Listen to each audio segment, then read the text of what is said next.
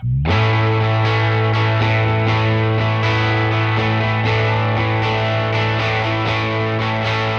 to the Aging Well podcast, where we explore the science, stories, and strategies behind living a longer, healthier, and more purposeful life. Today's guest is reimagining what it means to age in place with the help of smart technology. Akshita Iyer is the founder and CEO of Ome, a company that's transforming the way we think about home safety and independence for older adults. Instead of adding more gadgets and complexity, Ome's approach is all about intuitive, proactive tech that actually makes life easier and safer. From AI-powered fall detection to smart kitchen and home automation, Akshita is helping people thrive in the homes they love. In this conversation, we explore the innovations making aging at home not only possible but powerful, and how tech can quietly support well-being without demanding major behavior change. If you're interested in the future of aging, caregiving, and designing homes that help us live better longer, this episode is for you. Akshita, welcome to the Aging Well podcast. Let's start by having you tell us a little bit about yourself, what inspired you to start Ome, and how did your background shape your mission to kind of support aging at home through smart technology? Well, thank you so much for having me on the podcast, Jeff. It's a pleasure to be here. My journey into building Ome and this company was a bit accidental. So I actually went to school for neuroscience. I thought I was going to go to med school, like most people do, I think, when they go to college.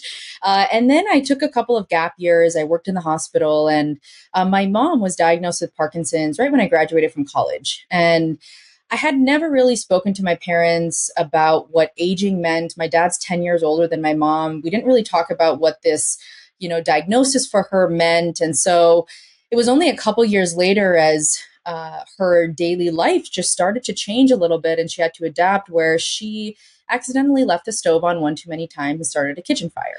And this is not a new problem, as I'm sure you know. Number one cause of house fires is people leaving the stove on.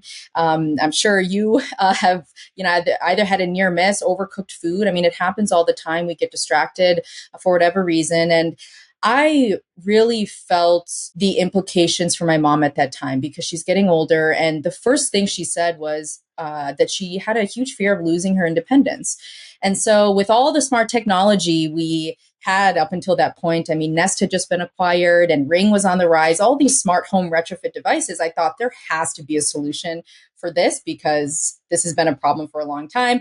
Lo and behold, I realized that while there are some kitchen safety devices out there, none of them were very intuitive or easy to use and understand, affordable, easy to install. And then I also realized that the appliance industry is a bit tricky because you have appliances that last a really long time, right? 10, 15, 20 plus years. So to build in technology into a new appliance and then ask a consumer to buy a new appliance is a tough sell. So I thought, how hard could it be to build a smart device that can turn the burner off if you leave it on by accident? I mean, what's a smart device? A board, electronics, some plastics, you slap it all together, you put it in a box, you ship it. Like, that's really how easy I thought it was. It wasn't that simple, but I'm glad I was that ignorant when I started because I probably wouldn't have if I wasn't. But what we ended up building is a smart knob. So this smart knob functions like a regular stove knob. You're not changing how you cook. The only difference is that our knob has a bunch of proprietary technology and sensors that allow it to detect what setting a burner's at, how long it's been on for. And then because of that motor, like a door lock, we can actually proactively turn the burner off. So first and foremost, giving people everywhere, whether you're a parent or an elderly person, to have that peace of mind and retain that independence and not have to worry. So first, before I really get into the interview, where are you buying your appliances lately that they last for 15 years? Well, they're supposed to, and they're built to. But I mean, we have customers we've heard that have stoves 20 plus years old. I mean, it's a major purchasing decision, right? It's not something that you can go out and buy. You go out and buy like once a month. They're supposed to last a while, at least 5 to 10 years, hopefully. I think we're buying the wrong ones in my household, but well, it might depend on the brand there. But we've tried a few brands too, and I won't go off on dissing on some certain brands. But so you've said that tech should work for people, not the other way around. What does that look like in practice as we talk about appliances lasting for 15 years, but especially for older people, older adults? Yeah. So, I think what we at least mean by that, and the way that we have always approached innovation, is not to build tech for the sake of tech, but really thoughtful and meaningful functionality and solutions that can quietly and unobtrusively keep people safe in their daily routines, right? So an example is, the knob or a door lock or a doorbell, right, is designed to prevent something proactively. And it's not something you have to think about. We've all had doorbells and we've all had door locks, but you're adding something meaningful, but very intuitive, and that works behind the scenes for you. And so, smart technology with all the innovation that we have today should also really support us as we age, to preserve dignity, autonomy, our peace of mind, and especially for caregivers and family members, to add that layer of reassurance without being invasive. And so we really took the approach of, how do you build solutions that are not reactive, but proactive, to make sure that before you even get to a scenario where, you're in danger in some capacity, that all of this technology is actually working for you, and making daily life easier. And I like that you say proactive as opposed to reactive. That's one of the kind of themes of this podcast, is so much of as we approach aging is reactive rather than proactive. And so can you give us an overview of some of the key products or features of Ome that they offer to kind of improve the safety and independence for older adults? Yeah, absolutely. So I already mentioned this, but first and foremost, it's preventing any kind of cooking hazard because of, distraction or, forgetfulness of the burner being left on. So the way it works is you push, you turn, nothing about how you use a burner changes. It's very simple, and you use your stove like you have been for the last 30 years. But once the burner turns on, the knob itself can actually detect that it is no longer in the off position. It can detect what position it's at, how long it's been on for. And then we have an automatic shut-off timer that is built into the knob that you can adjust based on what your cooking activity is. But we ship it with a default timer of 15 minutes. So what that means is that once the burner turns on, that timer starts counting down. If you either manually adjust the setting, or you set a cooking timer, that'll reset that timer. But if you don't, then it'll automatically turn off after that automatic shut off is expired. And it'll send you a notification if you're the one who has the app, or a family member or caregiver. But either way, the knob is still turning itself off. So that is the primary and core functionality. On top of that, as I just mentioned, we do give real-time alerts. So a lot of our customers bought this for an aging family member who might not use their smartphone, they don't have it around. And so the alerts go to them so that they know, and they're reassured that, okay, the burner was turned off. Maybe I need to check on my loved one right now. But then also, if you want to make sure at 10 o'clock at night, hey, let's make sure that the stove isn't on before, someone goes to sleep. You have that remote capability of checking the burners to see if they're on, and then you can remotely turn them off. And so it's really around, getting that reassurance, as I mentioned, that peace of mind, and also knowing that if something does happen, the technology is going to do something about it, not just alert you and say, hey, the stove's been left on, but now what do you do, right? And then the other piece that we've started to expand on in the last year is actually how we use the data and the insights that come from a smart device like this to actually get a better sense of someone's general well-being. So what that means is, because the knob is connected to Wi-Fi and we are getting all this information that I mentioned, we can actually establish a baseline of someone's cooking activity, right? So my mom typically cooks every weekday morning, and we are creatures of habit, especially as we get older, and we can detect an anomaly, right? So if all of a sudden my mom doesn't cook for a day or two, that can be an alert that, hey, maybe check on, mom. And so it's another data point we realize we can harness from a smart appliance of all things to actually indicate what someone's general activity and well-being in the home looks like.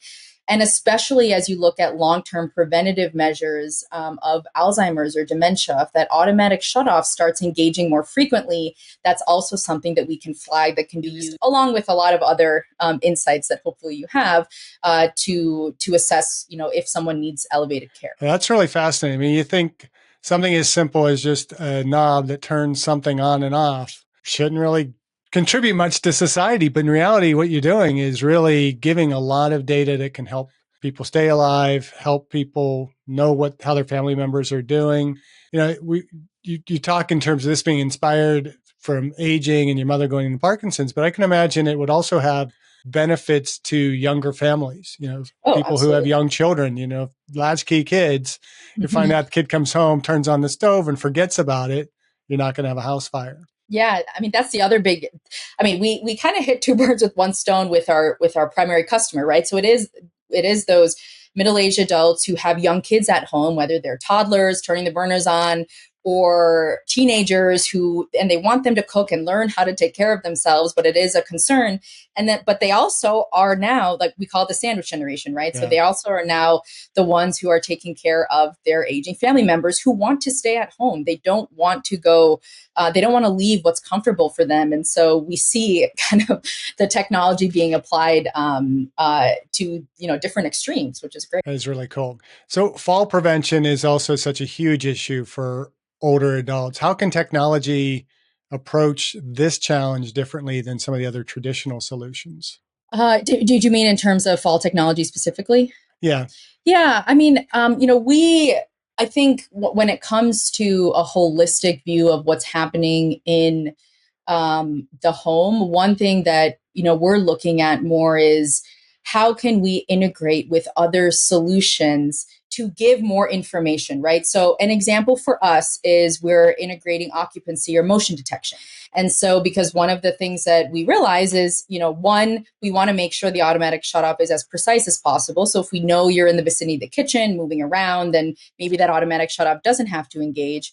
But then on top of that, if we also have that integration, we can detect if, there's supposed to be movement every 4 to 6 hours and now there isn't. Right. And so then that can be another flag. And so while we don't create fall technology specifically, I do know, I mean, there's so many solutions out there.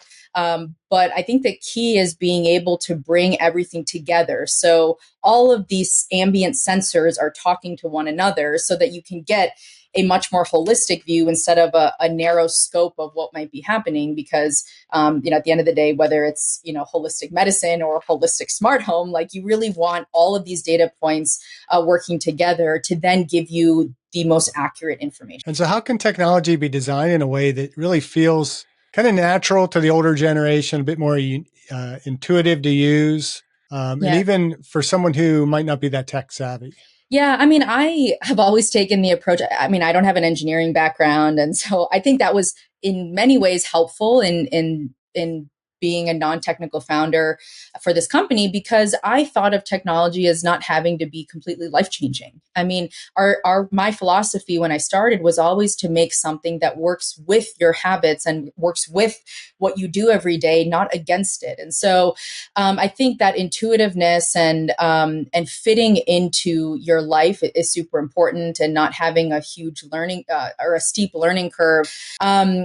I believe that the way to do that is to really look at what already exists in the home instead of building new gadgets and new technologies that people have to understand. And I think and the smart knob, again, I'll go back to it, is a perfect example of we use our stoves every single day, right? It's the most used cooking appliance. And the other route could have been, well, let's build a brand new stove that operates differently, that solves for all these, cooking hazards. But I mean, the problem is, how do you get people to adopt that? Because changing behavior when it comes to activities of daily living is super tough. And so I think it's important at this point where we're so super saturated with devices all around, is let's take a look at what already exists. And the appliance industry is actually a great industry to look at, because we have 5, 6 different appliances in our homes that in some capacity are all smart,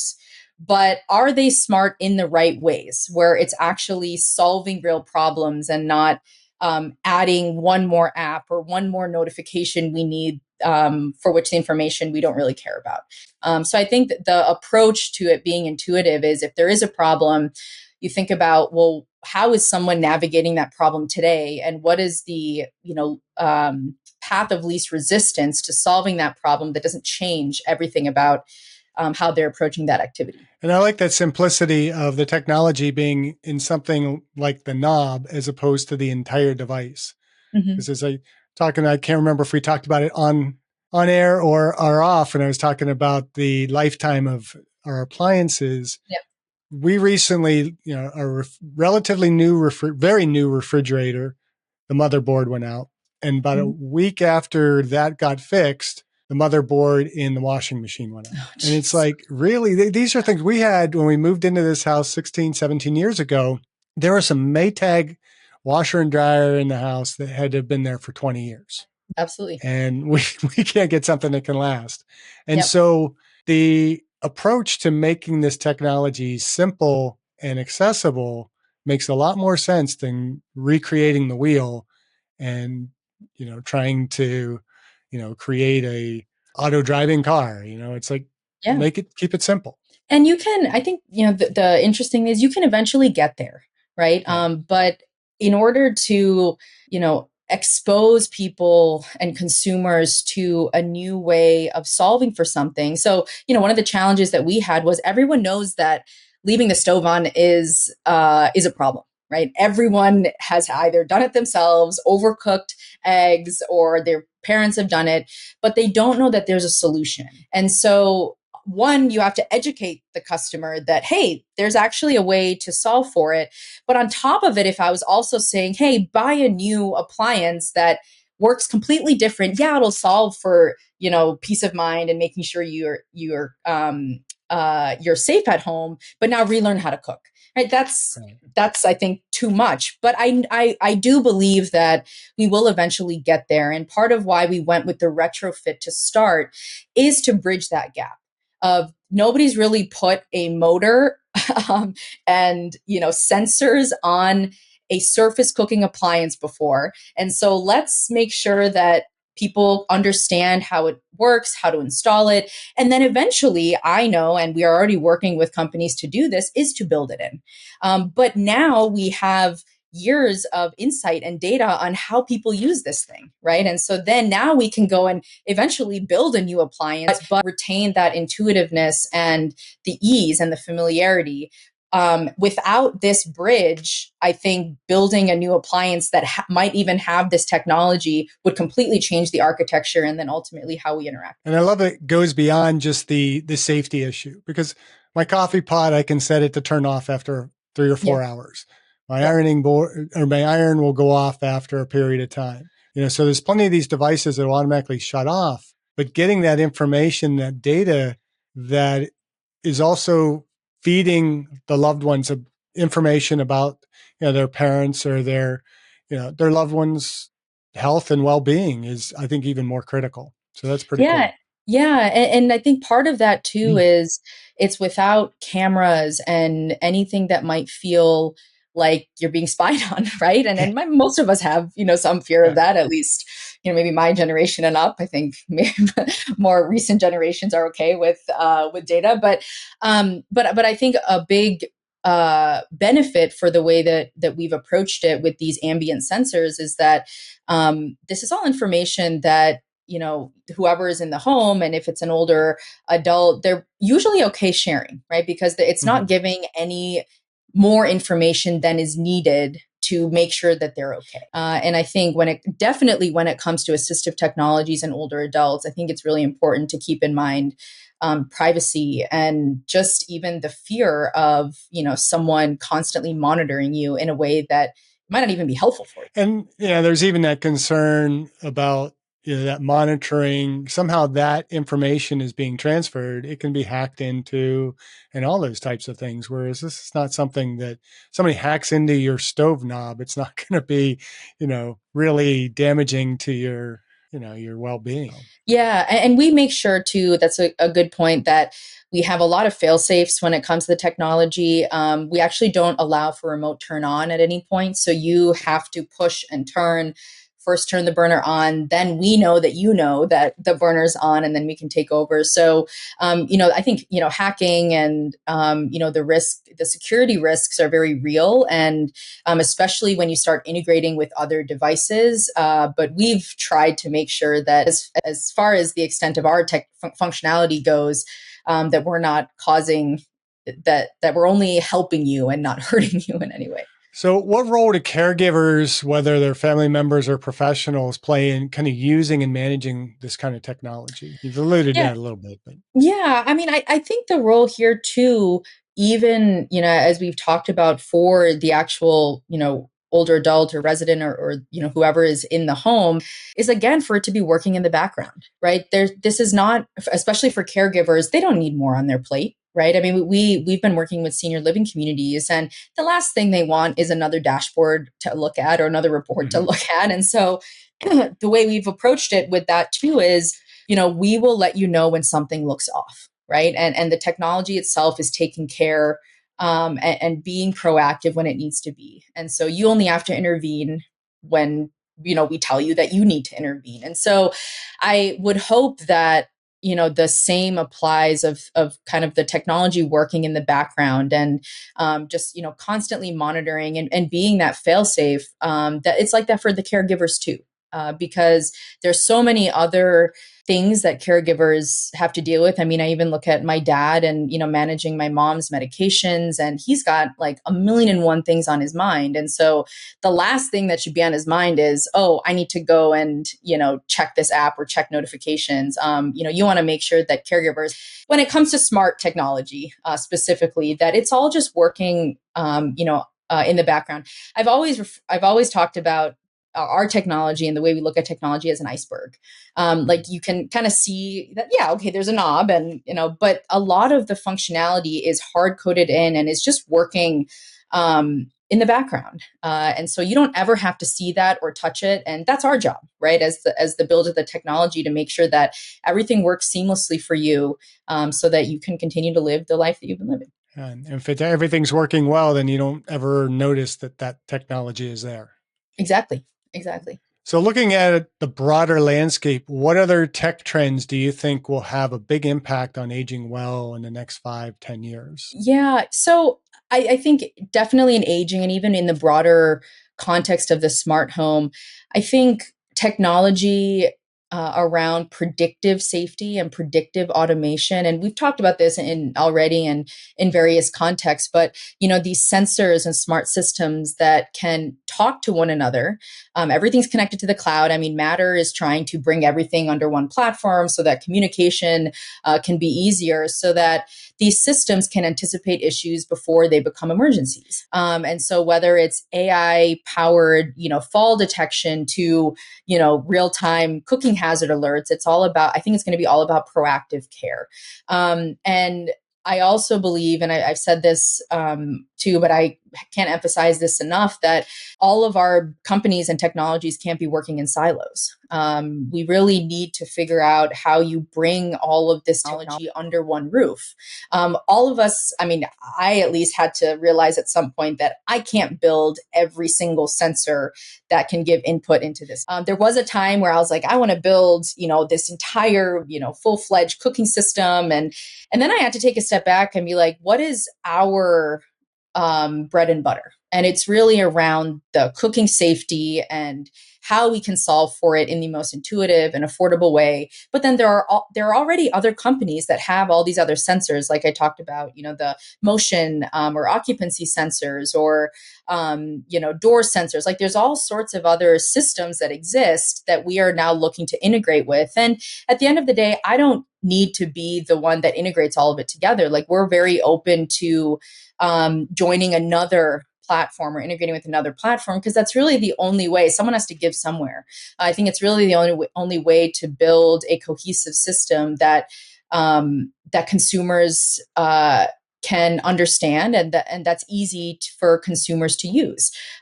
So I think it's really going to be about utilizing all the technology that we already have, and how we build better algorithms and build better predictive analytics into it. Yeah, it seems like we just need somebody with the skill set to be able to integrate all the stuff that we already have. I mean, I think of my TV will ask me after a period of time, are you still watching? Yeah. So that's information, that's data that can go somewhere and can be useful. Oh, absolutely. Same thing with I was going to say your security system, right? So, I mean, one integration for us that we're working on is integrating with your security system so that when you press, away, or good night or whatever it is that your security system uses to say that you're either out of the house or you're turning in for the night, that it then can check, right? Check to make sure the stove is off, check to make sure your garage door is closed, check to make sure your door is locked. I mean, that one data point, like you said, of your TV just asking if you're still there is very powerful to be able to talk to other devices that exist in your home. I have a feeling Alexa is going to be taking over the world here.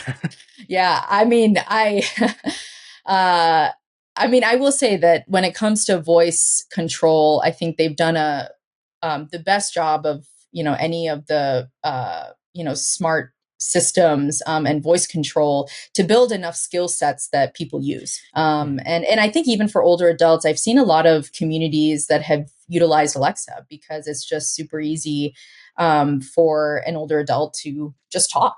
And so I think, there's a lot that came out about Alexa in the last month and what it's recording or not recording. But aside from that, I think that there are a lot of good use cases, especially in the kitchen where typically your hands are full and you're doing, 10 different things where voice can really play a powerful role.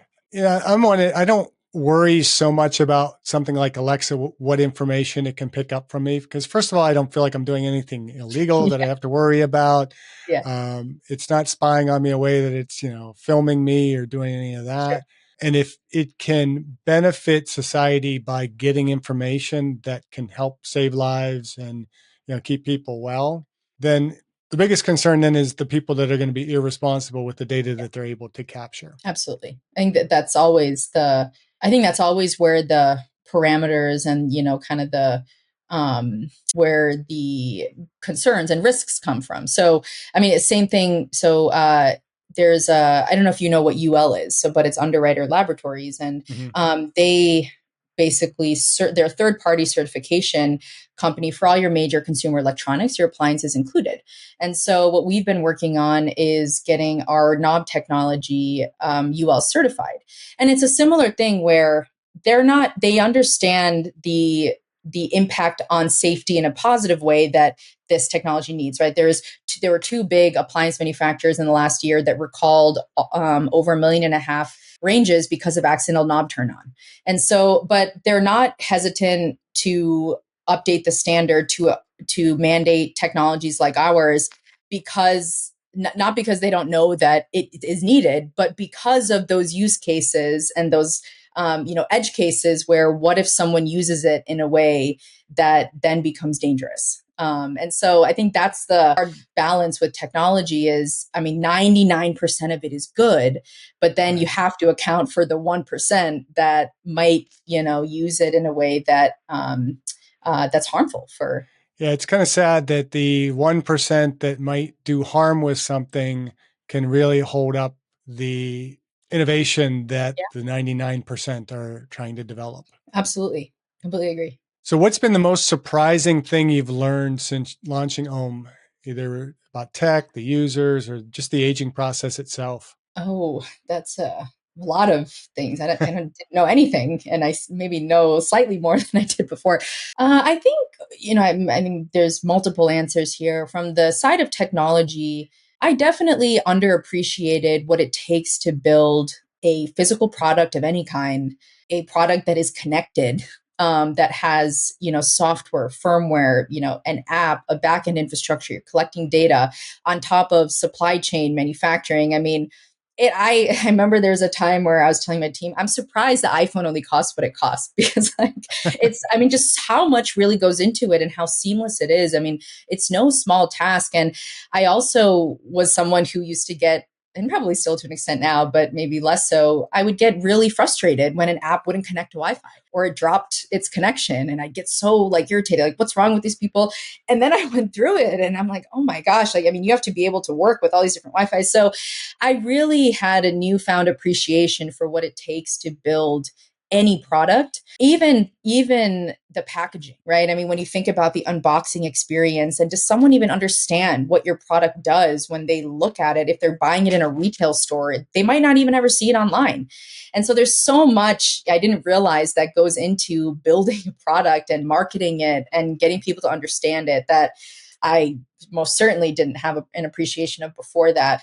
I was also, I think, pleasantly surprised by the power of word of mouth, marketing and, organic outreach, especially when it comes to safety and peace of mind. Because, I mean, we're a small company. We've never really had, much of a marketing budget. And a lot of our customers have come through word of mouth, through other customers or someone who saw our product and said, hey, you need this. And I know someone who left the stove, and I know someone who had a house fire. And especially when it comes to older adults, because typically they're not the ones that are buying this. It's really their family members and caregivers who you really want to be able to get in front of. And I think that was a learning experience as well, of how you actually get to your end customer, and really, doing your research and being thoughtful about the channels in which you get to them.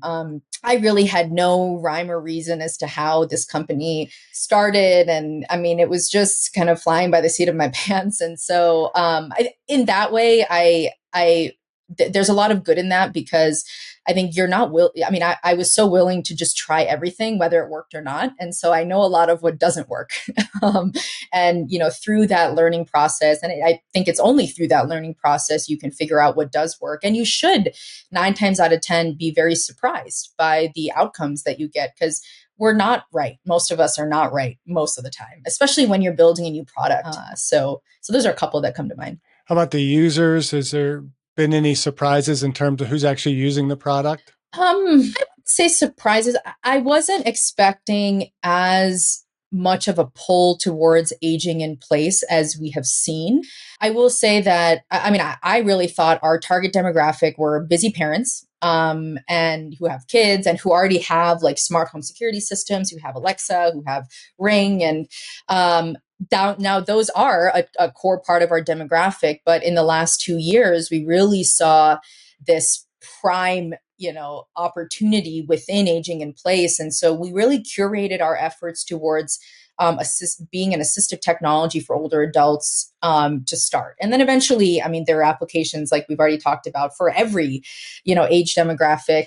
I feel like a lot of that just has come around the increased importance of aging at home, and the priority that's been given. So I think a lot of that has just been timing, that in the last couple of years, this has become a huge topic of discussion, especially in the appliance industry. So at the Kitchen and Bath Show last year, at CES, the last couple of years, aging in place has made a huge, so I think that also helped. And there's also that population that isn't necessarily aging in place. They're going into senior living communities and things like that. And Sure. I would think that would be a tremendous market for you, given that, you have these facilities that have, relatively independent living, but they're still overseeing these individuals.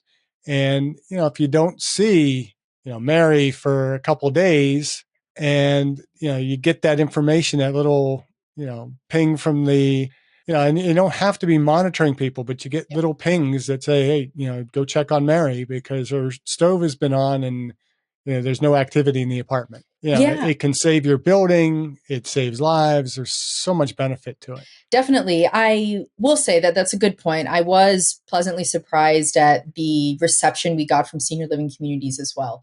Because like you said, this is a problem that they know they have.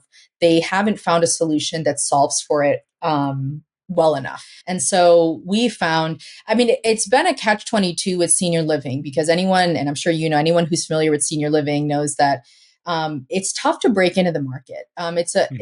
You need, a few big communities to really get the dominoes to fall.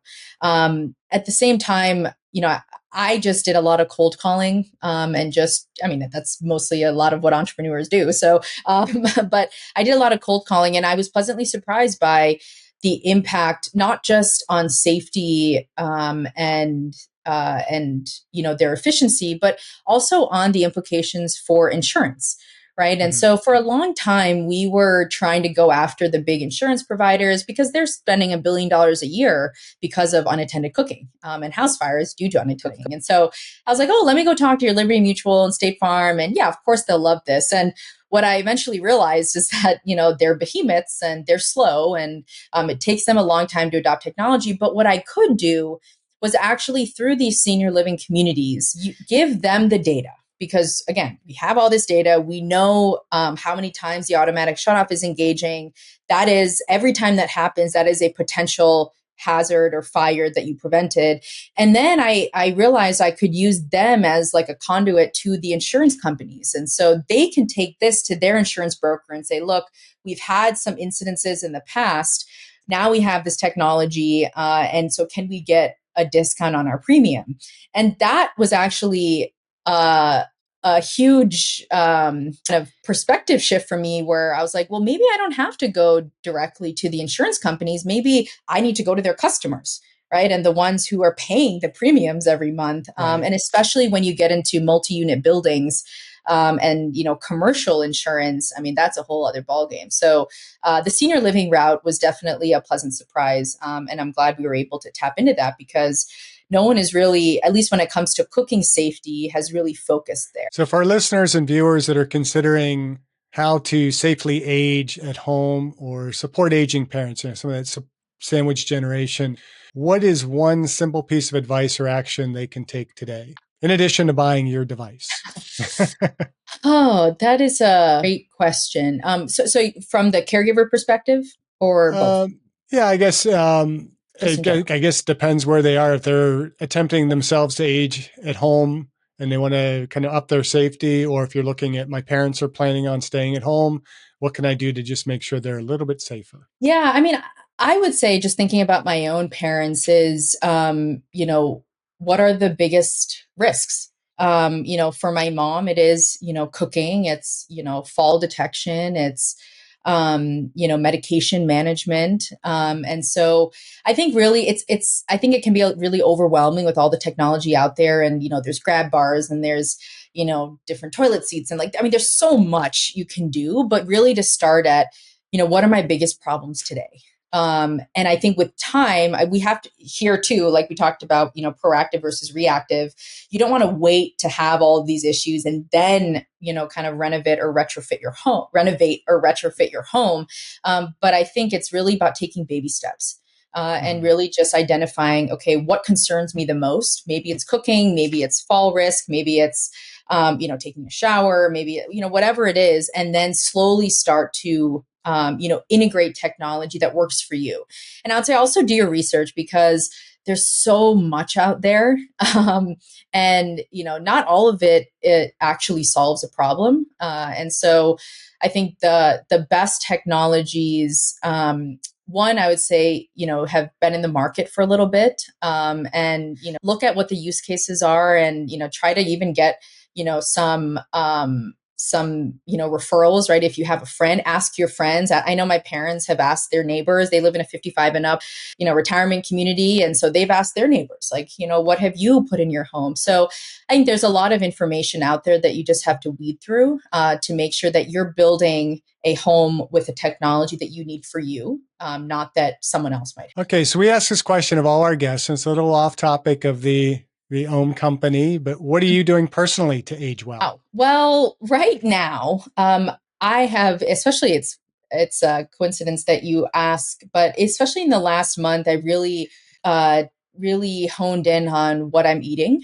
and just, being much more proactive and aware of the ingredients that I buy and what I cook at home and what I eat out, because I have some gut issues actually. And as I get older every year, I mean, things start to pop up, right? I like strained my back a few days ago, and I was like, I've never done that before, but I've had to kind of take a step back. And for me, eating at home, cooking at home, and making that a priority, and just being very aware of what I'm putting into my body is the thing that I'm focusing on now. And then also, I would say, even just spending time with my parents, talking to them more about aging, and what's working for them, what's not working for them. I spend a lot of time with my parents. I talk to them every day. And so they're a great case study of, things that I need to be looking out for, because I think, whether genetics plays a role, or, I am very realizing with every day, I am very much like my parents, that, you can, look out for things. And I think in this day and age, where we're really in that bridge of, my parents grew up with no technology, and now there's all this technology of figuring out what actually works for them. And then hopefully just kind of integrating that into my own life as I get older. And hopefully you're taking a little bit of step away from your tech work when you're interacting with your parents. Your gears aren't always spinning saying, oh, what Yes. other invention can I come up Yeah. with here that can help? Because I can Yeah. imagine, in your position, being a young entrepreneur, probably with a lot of ideas spinning in your head, it's hard to just step back, get that more, take care of myself, get that meditative piece in, get some exercise in, eat right, not just be eating on the go, doing all the stuff that can help you to age well as you go forward. Oh, that's been a huge mindset shift I had to make from the first day I started the company or the first couple years to now. Is really being able to take a step back and focus on just your own personal health and wellness. And some of our investors actually do retreats for us, not to talk about your company and how you get this hockey stick growth and how you give them a big return, but actually to focus on you and your personal growth, because unless you are at your best personally, the company's not going to be. So I think that that's been a big shift, and it's hard especially as a first time entrepreneur. You're like, I always have to be on, and I always have to be ahead, and I'm already late with what I'm doing, or I should have done more, and so it's been a big a learning process, and certainly as I've gotten older, and even just seeing my parents getting older is really just trying to take stock of everything that you have every day and be grateful for all that you've been able to accomplish, and just make the most of every day is, I think, the best we all can do. That's good advice. So where can our listeners and viewers connect with you? I know there's a webpage, your social media.